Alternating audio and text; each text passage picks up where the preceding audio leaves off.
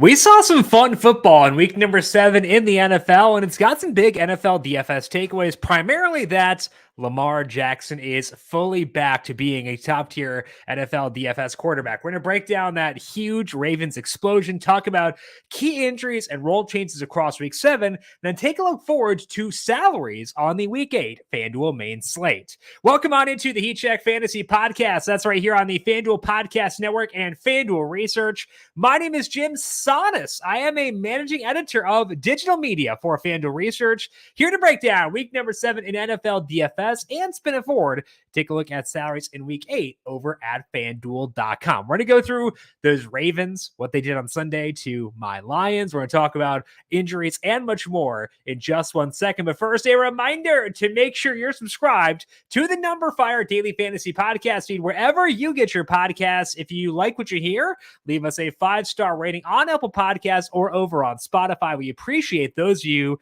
who have done so already. Do not forget that also NFL shows are live here on the FanDuel YouTube page at 10 a.m. Eastern on both Mondays and Thursdays. You can swing here to check out that, but also check us out on the replay on FanDuel.com/watch and FanDuel TV Plus on Amazon Fire, Apple TV, and Roku devices. Snap into action this NFL season with FanDuel, America's #1 sportsbook. Right now, new customers get $200 in bonus bets guaranteed when you place a $5 bet.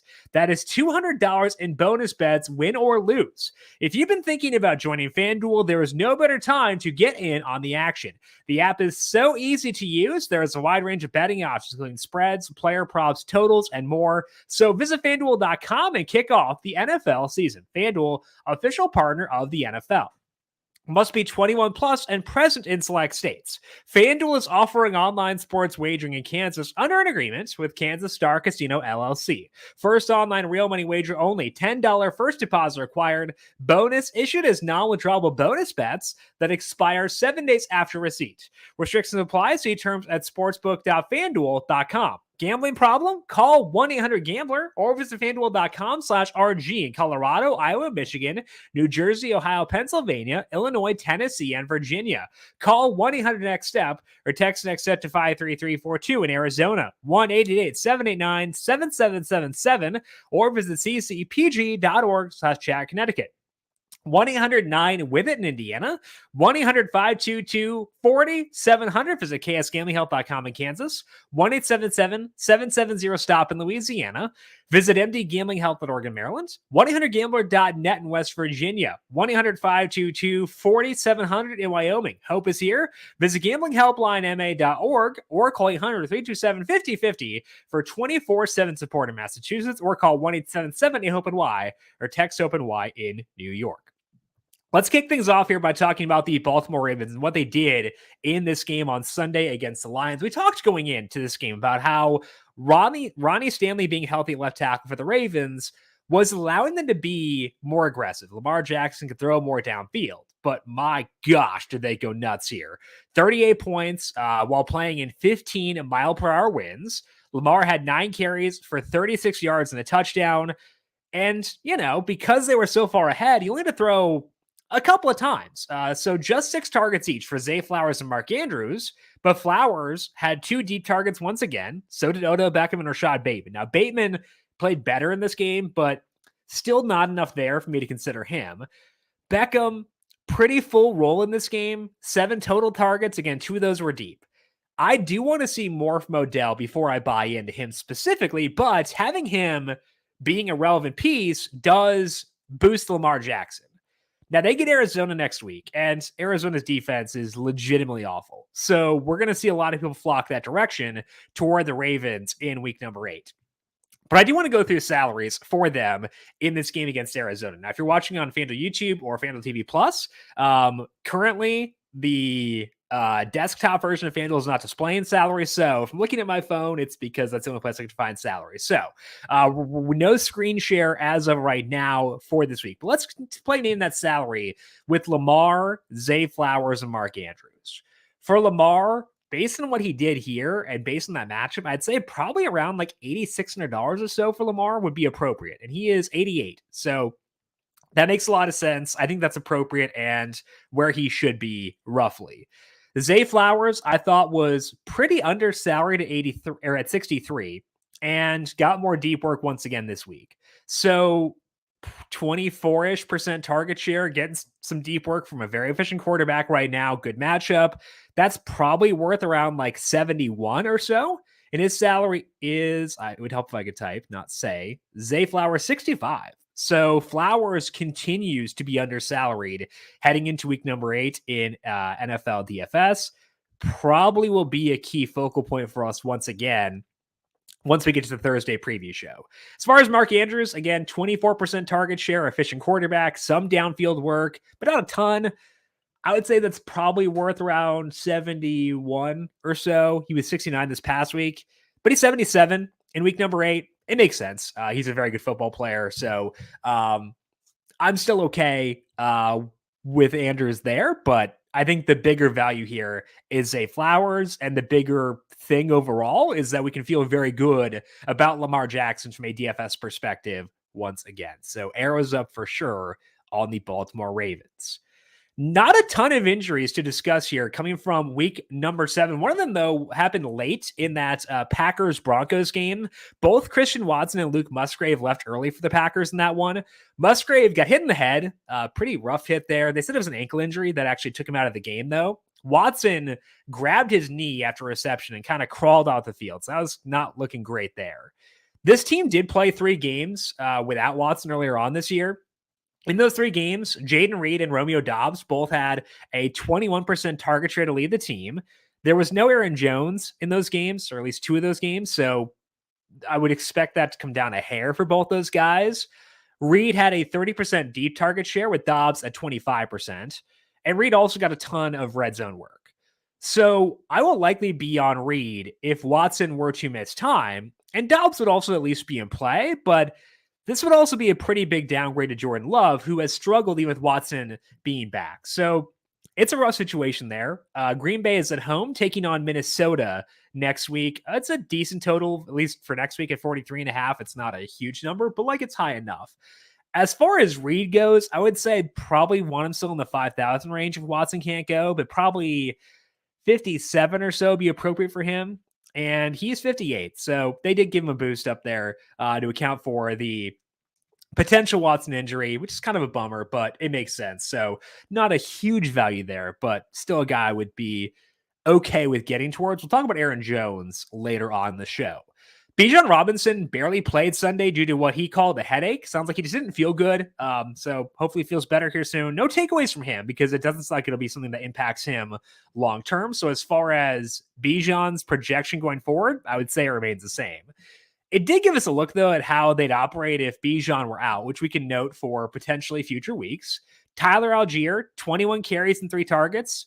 He did lose passing game work to Cordell Patterson. Patterson ran 11 routes compared to just 8 for Algier, but it'd be a pretty good role for Algier if Robinson were to ever miss some time. So Algier probably be a pretty decent option for DFS, probably around a 7,000 range kind of guy if Robinson weren't out there, but hopefully Bijan is good to go right away.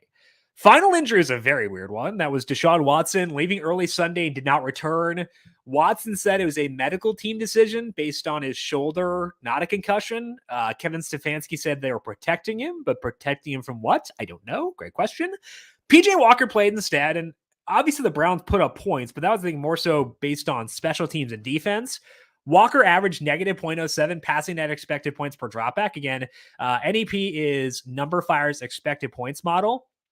Not a good number. He's at negative 0.21 per dropback on 70 dropbacks. So it is a downgrade for this offense not to have Watson. And I know Watson has not played well since he returned last year, but like he was better than what Walker's played like so far.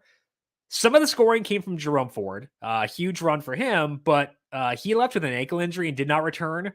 Kareem Hunt got the goal line carries towards the end of that game. He had 10 carries and 1 target. Pierre Strong had 8 carries and 0 targets. Hunt came into that game pretty banged up. He barely practiced last week, so I didn't know if he'd actually play even. I'd bet his workload would expand if Ford were to miss time from what it was after Ford left on Sunday. But also not really an offense I want to buy into. They're going on the road and taking on the Seattle Seahawks next week. Total for that game is 40.5, which again is not terrible for next week, unfortunately. I would say an appropriate side for Hunt would probably be like 63 or so, even if Ford does not go, just because Strong will probably mix in. Offense, I don't really want to buy into, all those factors combined. And Hunt's salary is 7,000. That's way too high. Maybe I'll change my tune by the time we get to Friday. Again, I think that his role will be better if he has a full week between games to kind of rest up. But that's pretty high for this offense. So maybe not a whole lot stemming there, even if Ford does miss time with his ankle injury. Let's go now to the role changes from week number 7. We got our first glimpse at the Rams backfield with no Kyren Williams, and Darrell Henderson led the way in the Rams backfield. 58% snap rate. He had 18 carries and 2 targets. He also handled 3 out of 3 red zone opportunities for this team. Henderson was on the street before this. He talked about how in practice he was trying to get his conditioning going. So I would bet his role maybe gets better, but also I'd expect Myles Gaskin likely to be active next week. It's not a full feature back role for Henderson, but it's at least decent. And, we can take that for sure. And it's something. They go on the road and they face Dallas next week. Rams are 6-point underdogs. Total is 45.5, which again, for that slate is pretty good. I think Henderson, an appropriate salary right now would probably be around like $6,700 or so.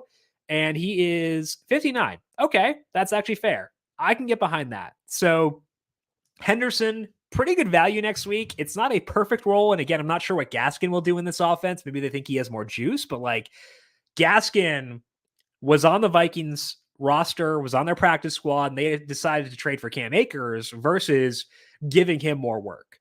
So I'm not sure how much of a threat Gaskin actually is. I think Henderson at 59 will probably be a value play we talk about quite a bit this week. Not a great spot, obviously, against Dallas, but no Leighton Vander Esch there in that game. Might wind up being a value play we can turn to. Henderson, $5,900. We also saw a big game out of Puka Nacua. He had 12 out of 27 targets. Cooper Kupp had 7. Across 3 games now, Nacua has a 37% target share compared to Kupp at 34%. Both those guys have averaged 2 deep targets per game in that span. I think we should just lower the gap between the two while still leaning towards Kupp. Now, I think the one thing to keep in mind here is that Kupp is an older guy who's had some injuries. So does he hold up over the course of the season? I'm not really sure, honestly. I would say with these two guys getting as much work as they are, I'd view an appropriate salary for Kupp to be around like 87, with Nacua probably around 82. Kupp is 91 in week number 8, and Nacua is 8,000. So Nacua is slightly undersalaried, and Kupp slightly oversalaried. It's based on my estimations.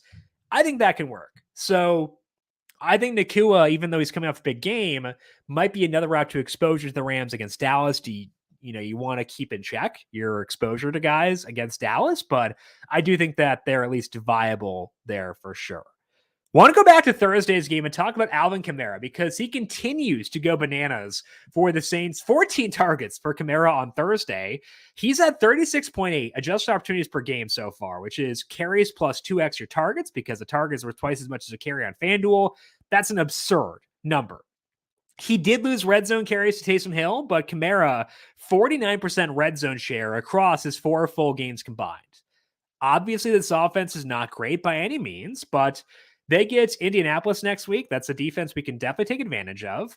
I would say an appropriate salary for Kamara is probably around, honestly, like 85, because he can get you enough FanDuel points to get by without scoring a touchdown, and touchdowns are very much possible for him with his red zone role. So I'd say 85 is probably appropriate for Kamara next week against the Colts, and his salary is 83. That makes sense. I can fully get on board with that, and I think that he's going to be, again, a guy we can turn to this week and feel good about despite the elevated salary because of how solid that workload is, because of how solid it makes his floor, and because he has very easy access to a ceiling game.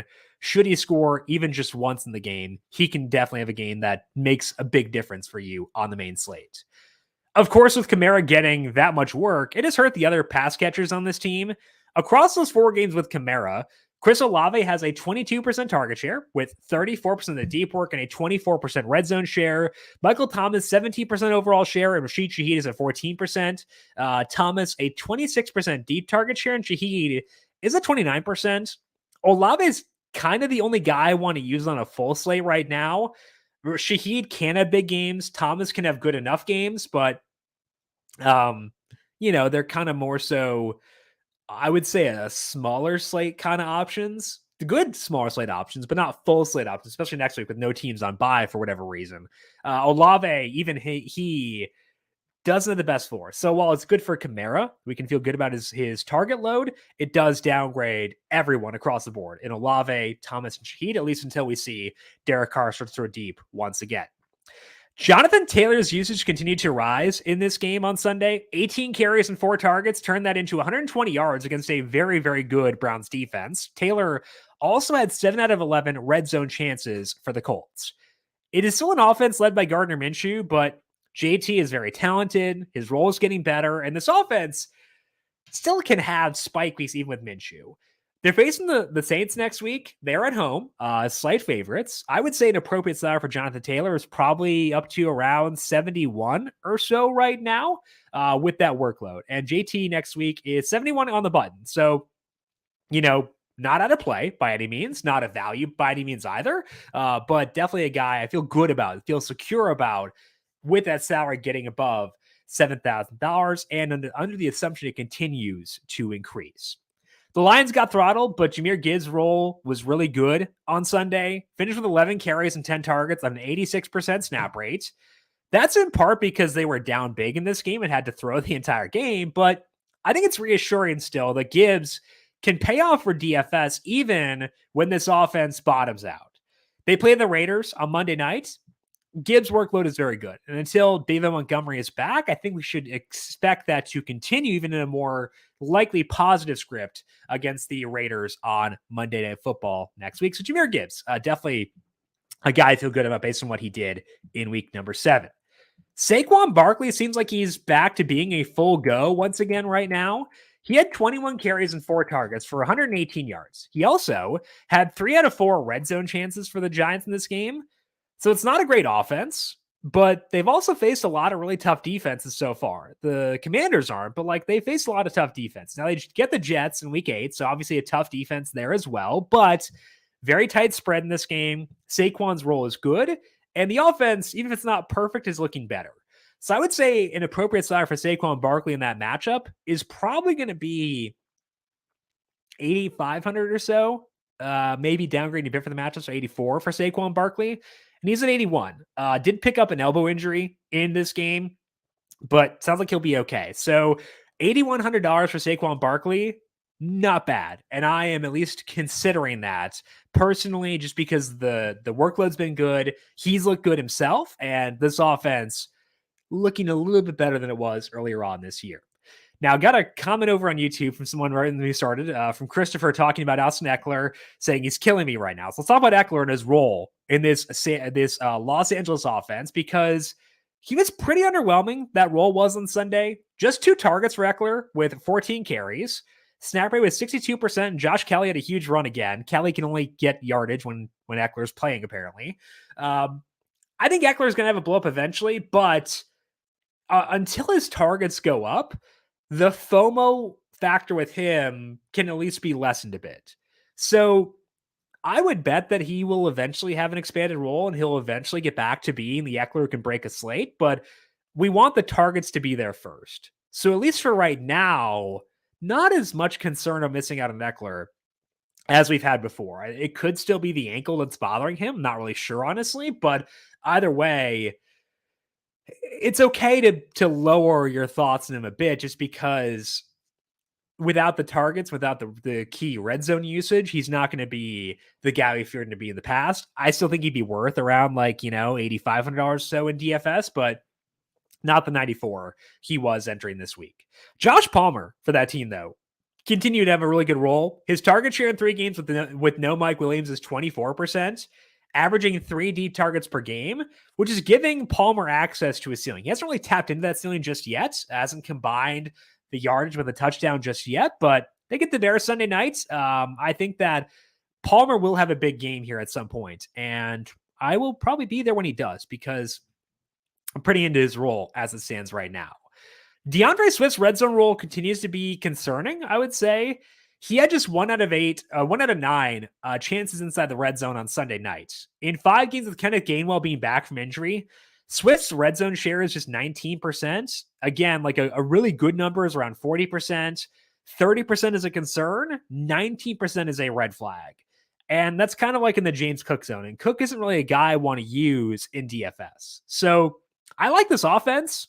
I like Swift, and I largely like his role, but we do need to ding him a pretty decent amount for the red zone workload he's getting right now. So I would say downgrade Swift to account for that, but don't totally jump out of him.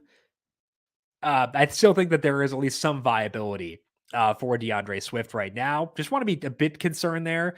Swift's salary in week 8 is 77. That's fine. It's not great by any means, but it's fine. I think that's probably higher than I'd want it to be based on his current role.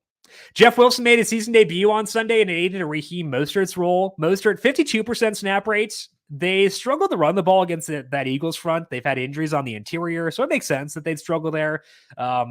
Maybe Mostert's role would have been better if not for that.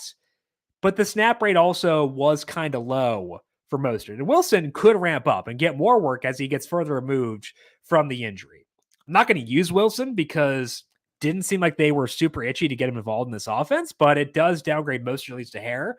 I would say an appropriate salary for Mostert, at least based on right now. They are facing the Patriots on the road in week number 8. I think he's probably around an $8,200 back, and he's at 9,000. So that might be tough to get to for week number 8 with Raheem Mostert. People keep trying to bury Rachaad White, but his roles remained pretty strong for the Buccaneers. He had 13 carries and 6 targets, turned that into 99 yards in scrimmage. I would say that honestly a comp for Rachaad White right now is he's kind of in the Joe Mixon and Josh Jacobs tier where they get a lot of usage. They're not super efficient with it, but White comes at least at a lower salary than what those two guys comes at. They're facing the Bills on Thursday night. He's not gone. And I think that for single game DFS, depending on salary, could be there for White for sure. And I think that we should not assume his role will decrease until it actually does, because he's lasted this long so far and probably going to keep on chugging until further notice. Rashee Rice's role expanded for the Chiefs once again. He ran 28 routes, which ranked 3rd on the team behind Travis Kelce and Marquez Valdez-Scantling. Converted for another touchdown here. Mecole Hardman got work, but ran just 7 routes, so not a big enough role for him yet to consider. But Rice is playing well. He's earning more snaps in a very good offense, and that all matters quite a bit. So looking at Rice in week number 8, they're taking on Denver once again. That was a low-scoring game when they just played 2 weeks ago, but that game was played in pretty heavy wins. Chiefs implied total is 27 in week 8. I would say Rashee Rice at this workload is probably worth around $5,900 as an appropriate salary for him against the Broncos. And Rashee Rice's salary is $6,000. So appropriate and justifiable at that salary. I think Rashee Rice at least still worth keeping an eye on with where things stand right now. Maybe not a huge value in week number 8, but a guy I'll be going to for my Patrick Mahomes lines, which I am very much hoping to have. Even with Deontay Johnson being back, George Pickens still had 8 targets for the Pittsburgh Steelers. 4 of those were deep, which is fantastic. Johnson had 6 overall targets, 1 of which was deep. So I'm kind of gaining trust in George Pickens. I thought he was a bit on the higher end of the salary scale for my taste before, but I think it's more appropriate now than it was before. It seems like they're trying to cook up targets for him. They're realizing the talent that he has, and he's converting enough to be viable there. So George Pickens stock up a bit, even with Deontay Johnson being back. Jackson Smith and Jigma had a better role with DK Metcalf being out. He led the Seahawks with 7 targets, and they were pretty run heavy here. They got ahead. I think they knew that they weren't going to be as efficient without DK Metcalf, so they were pretty run heavy in this game. Jake Bobo ran a ton of routes and had a sick touchdown, but Smith and Jigba, his ADOT rose to 10.3, which is pretty good. I think JSN's more of like a $5,900 type receiver if Metcalf is out. Like, still not a great role, but at least something. I'm receptive to him in game stacks, even when Metcalf is back, because he showed he can at least get deep work. He's not projecting for it necessarily. The increased downfield work does matter quite a bit for Smith and Jigba. So I think probably his best game from a usage perspective thus far. In the same game, Kenneth Walker's role was pretty big with no Zach Charbonnet. 26 carries and 3 targets, turned that into 111 yards while holding 4 out of 9 red zone chances. So when we were talking last week on the preview show or the recap show, going through the salary scroll, I saw the salary for Walker at 88 and was pretty turned off by it, but I think that does change with Charbonnet being out. If Charbonnet is out again, we can better justify a lofty salary on Kenneth Walker, but still not a perfect role. Like, if you're giving me Kenneth Walker against like Alvin Kamara, I'm going to pick Kamara every time. So I think that's where I'm at right now with Walker and his role. Prefer Kamara if we're ignoring salary just based on overall workload right now. Javonte Williams had 96 yards, but the role was still flawed for the Broncos. He had just 1 out of 5 red zone chances for the team. Jaleel McLaughlin had 3. And that's something we actually saw earlier on this year, too. McLaughlin had a red zone touchdown, I think in that Commanders game potentially. And they don't get many red zone trips to begin with. So if he's going to lose work to McLaughlin there, I'm going to need to see more from Williams before I get to him. So Javonte Williams, like, I'm glad he had some chunk yardage on Sunday, but still not enough for me to buy into him as of right now. Aaron Jones getting eased back in for the Packers, played 34% of the snaps on Sunday. He had 3 out of 9 red zone chances, but didn't have a full practice yet this week. They've already had their bye. So I think that with Jones, what I want to do is just keep up with the practice reports. If he gets in a full practice, I'm fine going there. I think that would be totally okay. But I really do want to see a full practice before I buy in because they've had their bye week. He still is not full. There's enough concerns there where I need to see it before I buy in. I do not want to be ahead of the curve when it comes to Aaron Jones right now. Tyson Bagent played well enough for the Bears in his first start. Averaged 0.24 passing net expected points per dropback, but it was all dump offs. Bagent's average depth of target was 2.1 yards, which is very low, but it worked. It'll be hard to trust DJ Moore in that kind of offense. You want a lot more juice in the targets, but it does help the backfield be viable with Bagent being at least competent right now. Deontay Foreman, 16 carries and 5 targets. Snap rate still just 48% in a positive script. If they're in a great spot and Roschon Johnson is still out, then sure, Foreman is worth your consideration, but I'd rather be low on him than high. They're facing the Chargers on Sunday Night Football for some reason. That's not a spot where I'd want to buy into Deontay Foreman. I think that for single game DFS, I'd want to be under the field on him because they'll be looking at that big game, seeing the 2 touchdowns. But in a negative script, I would expect more Travis Homer, expect more Darrington Evans, or if Roschon Johnson is healthy, expect more of him. I don't think that's a setup you want for Deontay Foreman necessarily. Dalton Kincaid returned from his concussion and had a season-high 8 targets.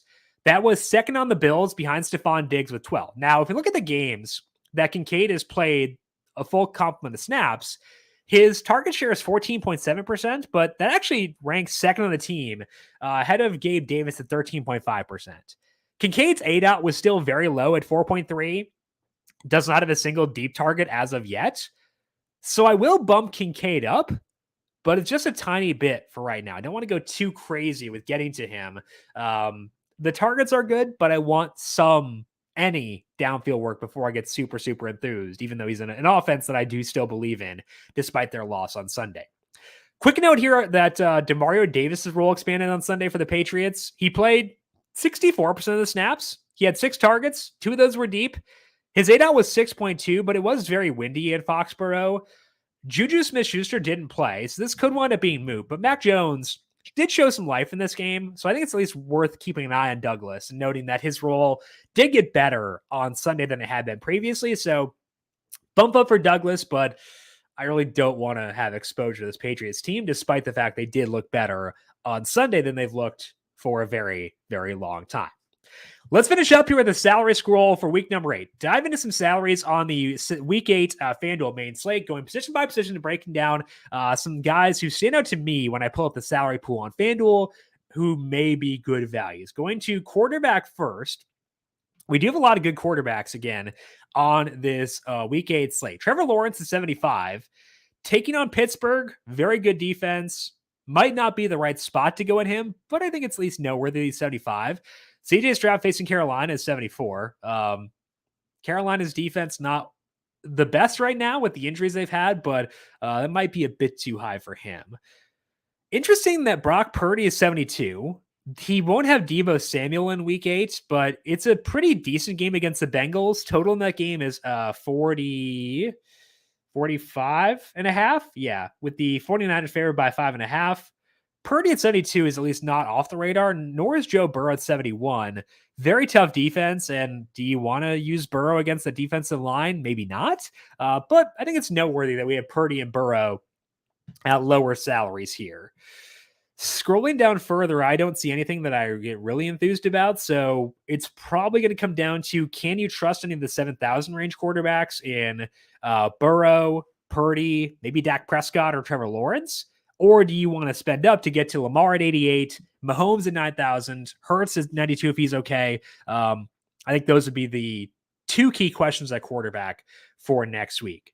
Running back Christian McCaffrey, we have not seen yet with this oblique injury. His salary is 10-2, taking on the Bengals. It makes sense. Get him a full week removed from that injury. I think that's beneficial for him. 82 or 10-2 makes sense. Travis Etienne, another big game for him on Thursday night. He's up to 87. That makes sense. They're facing Pittsburgh. Pittsburgh is a team that can be run on with their current personnel, so maybe Etienne, but the salary now appropriate for him. I think the better value is Kamara at 83 and Saquon Barkley at 81. I think both those guys probably pretty good values entering week number 8. Scrolling down further at running back, I think the most interesting one right now is Tony Pollard at 76. Pollard taking on the Rams, coming off a bye week. The efficiency for Pollard has not been there as of yet, but the usage very much has been. I think we could see a big game from Pollard in the very near future. He has not scored a touchdown since week number 1, it appears. So I think Pollard at 76 probably going to be a guy I turn to with the workload he has been getting, even though the production has not been there. Breece Hall is 72 as well. Taking on the Giants coming out their bye week. The Giants, a defense you can run on a bit. So I think that could work. Hall's workload has been very good his past 2 games. So Breece Hall 72. Not sure how I feel about him compared to Pollard at 76, but I was big into Isaiah Pacheco this past week at 76. He's down to 74. I think I prefer both Pollard at 76 and Hall at 72 over Pacheco at 74 for week number 8. Again, Jonathan Taylor as well at $7,100. Scrolling down further at running back, Joe Mixon's salary is down to 65, but he's facing the 49ers. So is this week to buy in? Probably not. So I'm okay not being high there. Depending on the status of Miles Sanders, Chuba Hubbard's salary is 63. Had a very good workload for him against the Dolphins in that game. So Hubbard, 63, if we were to get no Miles Sanders once again, could be enticing there. Down further, Alexander Madison, 61. I need to see him continue to fend off Cam Akers to feel good about that, but at least worth mentioning there. Henderson, 59, again, mentioned that before. I think that's going to be a key salary saver in week number 8. So as far as the values go, it's probably going to be Henderson as being the main guy at 59, but then like the 7,000 range a lot, specifically with Breece Hall and Tony Pollard. Let's scoot now over to wide receiver, Tyreek Hill on the slate, Cooper Kupp on the slate, AJ Brown on the slate. Jamar Chase, 85. You typically want to attack San Francisco outside, so that does mesh pretty well with what Jamar Chase does. So I think that's intriguing. Adam Thielen's up to 82. Woof. I said on last week's recap show that Thielen would get to a salary where we had to feel good about using him, and FanDuel's testing that. They're like, hey, you said you were going to feel good about paying a lot for him. Do you feel 82 good? I really would like to not do that personally. Instead, I'd rather go CeeDee Lamb at 78. Lamb facing the Rams. Again, we have not seen the Cowboys play a lot of normal games so far. This might be one. with the Rams offense being competent. So Lamb at 78 could be enticing, as could Brandon Ayuk at 77. No Deebo Samuel, and Ayuk, when there's no Samuel, gets fed. So that's a pretty fun salary for Ayuk. I think that's a really good one to note there. Ayuk at 77 at wide receiver. Scrolling down further at wide receiver, Garrett Wilson, 72. That's probably about appropriate based on the workload he's been getting. The Jets been more aggressive through the air recently, so I think it's appropriate. I think that Hall is the better value between the two guys, with both those guys having salaries of $7,200. Scrolling down further at wide receiver, not seeing a ton that really stands out. Calvin Ridley is 68. That's not bad against Pittsburgh. Again, I don't really want to attack that defense all that much, but Ridley's a guy who could take advantage there. Could get enough use to justify it. T. Higgins, 68 as well. That's not terrible. Scrolling down further at tight end, Zay Flowers, 65, one of the better values on the site. I think him and Henderson are kind of the two who stood out most to me. Zay Flowers, 65 in that game where the Ravens may not throw a ton, would still want to get to Flowers because the workload and the kind of work he's getting have both been very, very good. Further down the salary list at receiver, Josh Downs had a good game on Sunday. 6 targets, though, which is not a huge number. I don't really want to trust that Minshew-led offense. He's been productive with Minshew. He's gotten good workloads, but still not like the best profile. But for 61, maybe I could be convinced to go there. Tank Dell, 6,000. There we go. I can get behind that again. Tank Dell, 6,000. Rashee Rice, 6,000. So if you want to go at the rookies, I think both those guys very in play at their respective salaries. So 6,000 range receiver is not bad. I like the 7,000 range too, but we got Zay Flowers, 65, Tank Dell, 6,000, Rashee Rice, 6,000, all guys I'd be willing to use.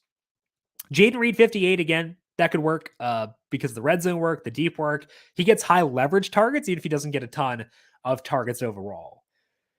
Juwan Jennings, I want to see what his role looks like on Monday night. He's $5,500 in a pretty good game. Maybe he's in play for game stacks in that one, potentially. Don't see a whole lot in the lower 5,000 range. So I think it's more about the low 6,000 range. Zay Flowers, 65 as well. I think that's going to be the key range at receiver. But again, want to dig into CeeDee Lamb, Calvin Ridley, guys like that. I think those are the main ones who stand out here in the first look at wide receiver. At tight end, we have both Kelsey and Andrews. Once again, Kelsey's salary is $9,000. It's very high, but also very appropriate. So I think that might be a good week to jump off. I know he just went for $124 against the Broncos a couple weeks ago, but like might be a good week to be a bit more meh on him just because his salary is very high, coming off a huge game. Same with Mark Andrews, 77. I would like to avoid them, but when you don't use them, you're kind of just betting against their production. And that's always risky, especially with both those guys being in very much plus matchups. Dallas Goedert's salary is 62. He's been really good. I've loved his workload recently. Only 5 targets on Sunday, but they've been getting him like creative targets where they're showing a desire to get the ball in his hands. So I think that's a good signal to get. 62 for him is not bad, and I might be more enticed by that. Also, George Kittle, 61, should get better workloads with no Deebo Samuel. So 61 for Kittle, kind of hoping he doesn't do a ton on Monday night so we can get Kittle at 61 at not ridiculous roster rates. I think that's pretty enticing. Evan Ingram, 57. He's been fantastic recently for the Jags. I don't think he had 8 targets on Sunday. He had 7 again, so he's had 7+ targets in now 6 consecutive games. No touchdowns yet this year, but good workload. So Ingram at 57 might be a good value at tight end. Probably prefer Goddard over Ingram, but not opposed to either personally. Looking down further at tight end, Trey McBride is 47, taking on Baltimore.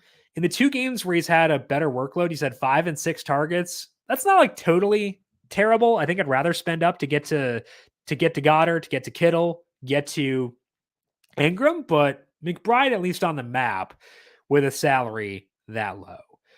So I haven't scrolled through all the positions. I would say the big value on the slate as of right now is Darrell Henderson, 59. I know it's a tough matchup, but like that workload is pretty good for him on Sunday and may get better as he gets into better conditioning. Zay Flowers, 65. those are probably the key guys I'm zeroing in on. And the rookie receivers in general, Zay Flowers, Rashee Rice, Tank Dell, all guys I'd be willing to use, at least based on the first look at week number 8.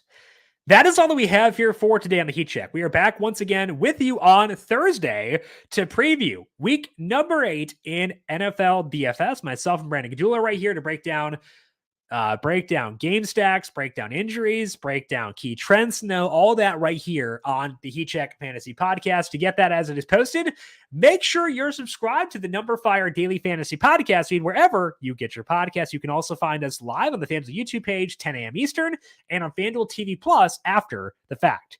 If you've got any questions for me, I am on Twitter at Jim Sannes, JimSannes. You can also follow me on Threads at Jim.Sannes. You can follow FanDuel Research at FanDuel Research. Want to thank you all for tuning in for today. Good luck to you with your Monday night contest. We'll talk to you once again Thursday to get you all prepped for week number 8. This has been the Heat Check Fantasy Podcast right here on the FanDuel Podcast Network.